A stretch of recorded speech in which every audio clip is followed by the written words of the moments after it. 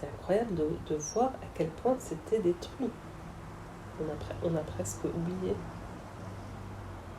Enfin, on sait mentalement que c'était détruit, mais on a perdu la matérialité de cette destruction.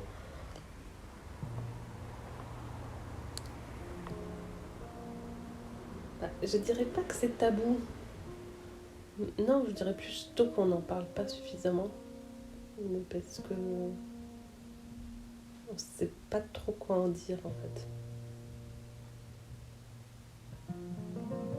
En fait, on veut pas que vous soyez élevés dans le pathos.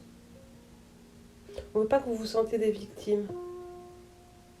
On veut paraître fort, on veut vous montrer qu'on a surmonté, que c'est pas grave, qu'on n'en est pas mort.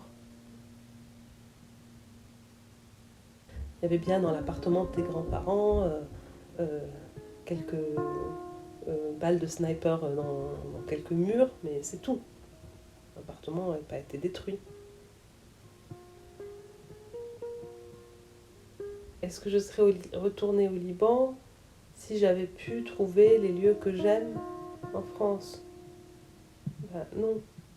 Le Liban, c'est des odeurs, c'est des choses que je trouve que là-bas. Donc finalement, tu pèses le pour et le contre, tu surmontes. Et puis là, après-demain, je vais retourner à Beyrouth. Peut-être qu'il y aura la guerre la semaine prochaine, mais peut-être qu'il n'y aura pas la guerre. Et tant qu'il n'y a pas la guerre, il n'y a pas la guerre.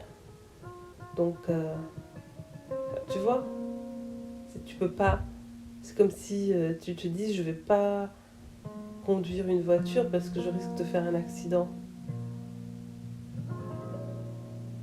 En fait, si tu en parles à tes enfants, qu'est-ce qu'on raconte aux enfants? On leur raconte des choses pour les édifier.